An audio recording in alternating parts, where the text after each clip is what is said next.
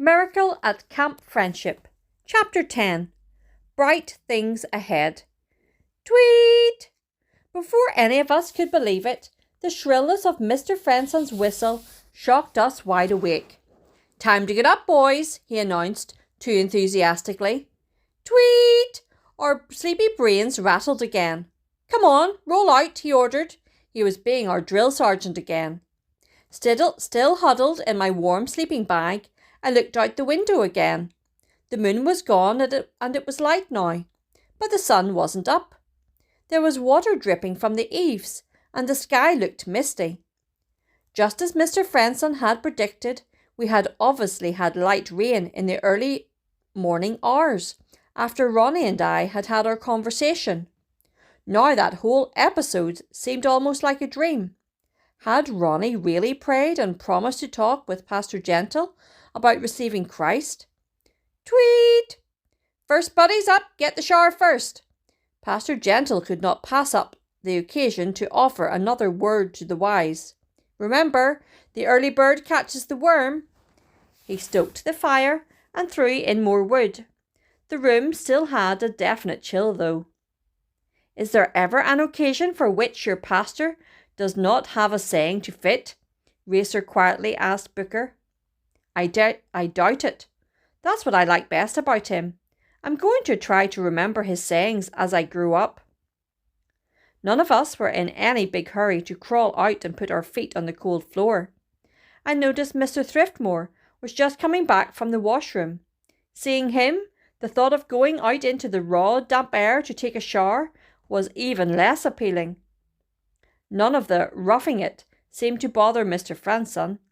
He marched right over to Queen Esther's lodge to blow his whistle and make sure the girls were up. The tweet was annoying as a foghorn on the misty, dreary morning, and it didn't promise to be a great day. The one bright spot was that Ronnie was going to talk to Pastor Gentle. I wondered when he would do it. As I said, none of us were in a big hurry to get up, but AC and J. Michael were first, then Hapford and Reginald. As AC and J. Michael came shivering back from the washrooms, Booker and Racer stepped out onto the cold floor and went to the pot-bellied stove to put on their robes and slippers. Eventually Ronnie and I got up and found a place by the stove also, while we waited our turn for the washroom. By the time we headed there, the lodge was snugly warm, and AC and J. Michael were dressed and rolling up their sleeping bags. The others were in various stages of getting ready for breakfast.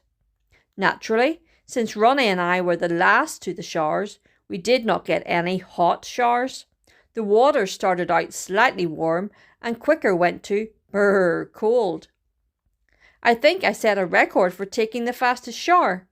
I grabbed my robe and slippers and quickly headed back to the lodge. Ronnie was right behind me.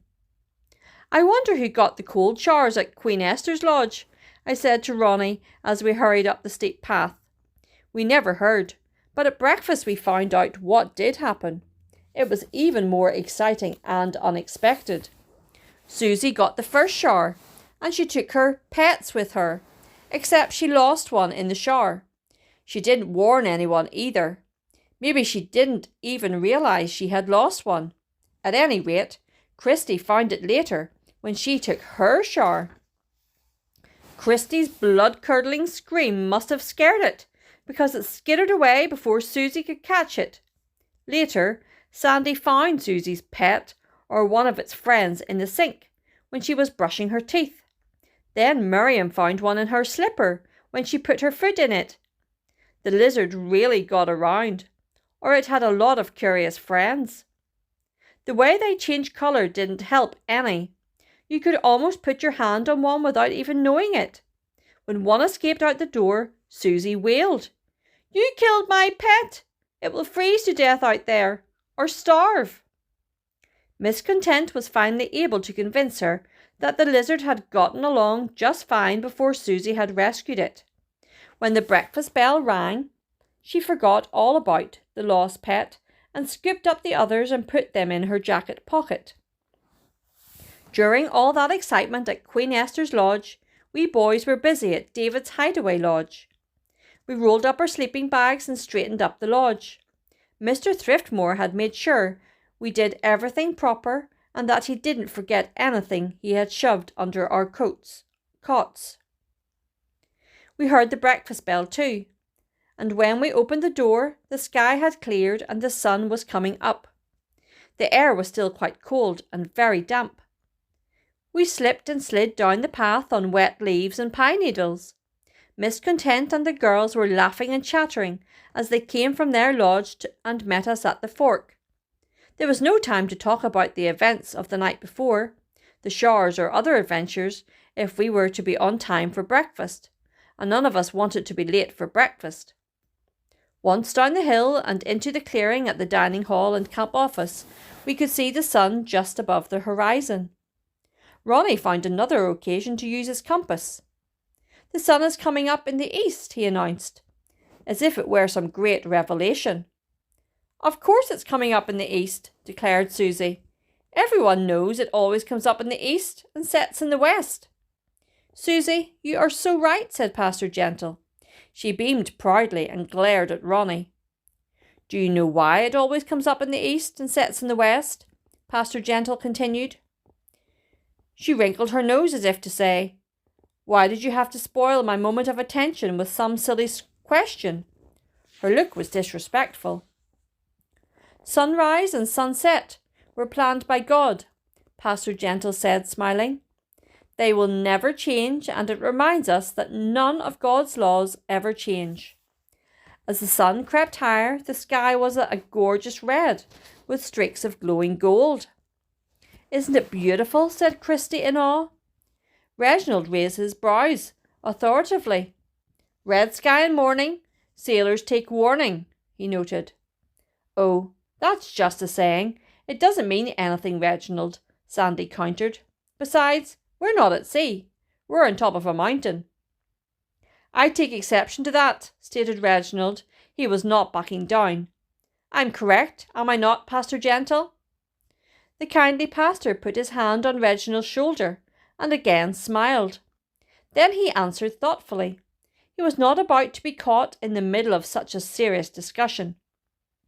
"Actually, there is truth in what both of you say. We are not at sea, and we certainly are on top of a mountain." He nodded to Sandy, and she smiled with just a hint of pleasure over being right. When the pastor turned to address Reginald, the corners of her mouth dropped a little. He patted Reginald's shoulder again. "What you said, Reginald, is really a paraphrase of what Jesus once said to his disciples to teach them a lesson. There is also a scientific reason why a red sky in the morning may mean bad weather is ahead. I suggest that you do some further research on that subject when you get home." "I'll do that, sir, and thank you for your kind remarks." The discussion was over, and it was a good thing, because Mr. Friendson started blowing his whistle. We all tripped into the dining hall. As far as we could see, nothing had changed from the night before, but then, we hadn't been in the kitchen earlier when the cook spoke to Mr. Friendson. Another piece of the missing food mystery had presented itself. The cook was bumfuzzled. That means confused. There was definitely some food missing, but how did something or someone steal it? They must have pried open a window or picked the lock. The cook insisted to Mr. Friendson. "For sure, it was no raccoon or bear. I'll have to let the rangers and local police know about this." At the time, no one had mentioned the missing food to Uncle Jake and Aunt Ruth, but Mr. Friendson quietly shared the news with Miss Content, Pastor Gentle and Mr. Thriftmore. They didn't let on, and none of us found out about it until much later. We were too hungry to notice the concern on Mr. Friendson's face. Without a hint about the incident, he directed us to tables near the fireplace. 2 tables were set again, and a stack of bowls stood proudly at the ends. "The food will soon be out," he announced routinely. In the fireplace, logs were heaped high and were snapping and crackling their welcome. Bright coals glowed under the grate, and the toasty warmth quickly dried out the dampness we felt from our trek down from the lodges. It was really cosy, and I was so hungry I could have eaten, well, Let me tell you about that. Do you remember earlier when I mentioned my vision of country ham and eggs, biscuits and gravy and other country treats? Forget it. The main items for breakfast at Camp Friendship were either cornmeal mush with milk or oatmeal with milk. We didn't get a choice. Saturday morning, it was oatmeal. My mum is the only one I know who can make good oatmeal, and the camp cook did not have my mum's recipe. The biscuits rated high on my brag list. Hot from the oven, they were fluffy, high and golden brown. Butter just melted on them, and there was plenty of homemade jam. Mr. Frenson said it was huckleberry jam, made from huckleberries that grew in the valley in summer. I didn't care what kind of berries were in the jam. It was good. I decided to fill up on biscuits, and so did Booker and Racer. Mr. Thriftmore didn't think filling up on biscuits was a very good idea, though. If you eat biscuits, you eat oatmeal too, he said. We did, and our stomachs were soon full. The spy in the woods missed all this, although he probably suspected what was on the menu. Very little had changed over the years, including the breakfast menu. Since oatmeal, biscuits and jam were out of the question, unless he slipped into the kitchen later, he would have to find his breakfast somewhere else. He knew just where, and thanks to Pastor Gentle, it wouldn't be too hard. You'd have to hurry, though, before Pastor Gentle came back into the lodge. With breakfast over, it was clean-up time again. As promised, Susie got to scrape dishes and collect silverware. Oatmeal stuck to each spoon like peanut butter sticks to the roof of your mouth. She turned up her nose but never complained. She had learned the night before that complaining did not get her out of work. Besides, she had her buddy Miriam to help her. I expected that Ronnie might decide to talk with Pastor Gentle while we did our jobs. I would even have suggested it, but he didn't know I had heard his prayer. Before I could say anything, Ronnie made a beeline to the kitchen, seemingly eager to shoulder his share of the load, as Pastor Gentle would have said. Now, oatmeal is hard enough to scrape, but try scrubbing it out of a pot or a pan. It sticks like glue and makes the dish rag and water feel slimy. 2 of us got the job of scrubbing pots and pans. No, not Ronnie and I. It was J. Michael and Daisy. They never complained, though. They started singing happy songs, and before long the job was done. Again, teamwork got the clean-up job done quickly.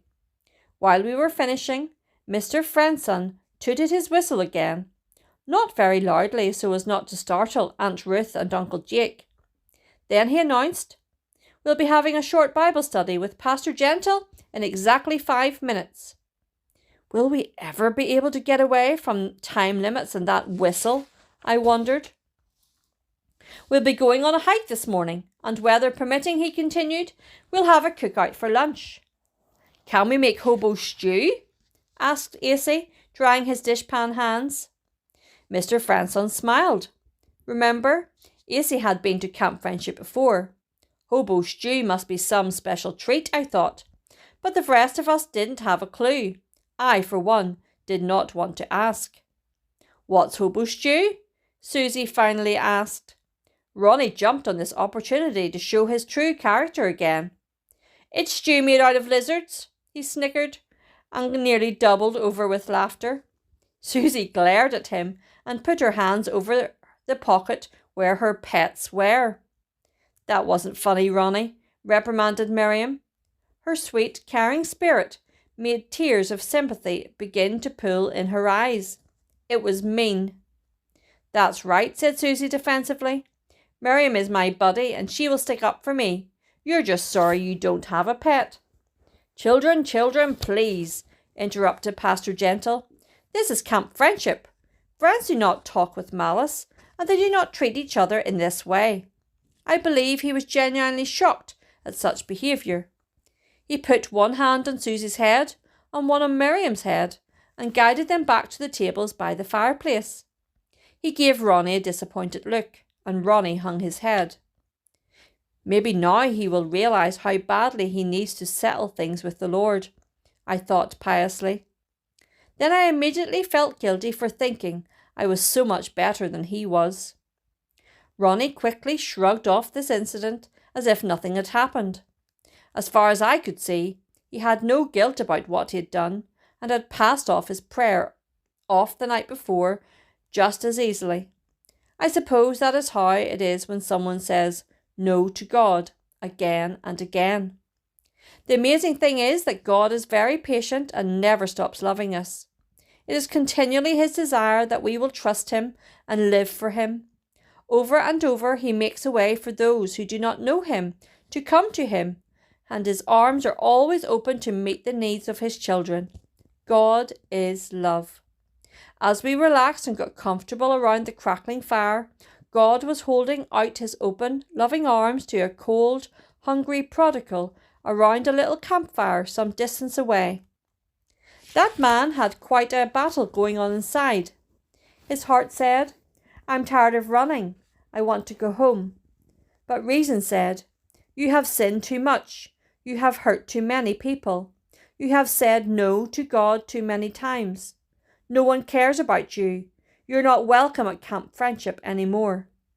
I didn't know what God was doing by the little campfire in the woods, and neither did any of the others. We just sat there, soaking up the warmth of the fire, waiting for Pastor Gentle to begin his devotion.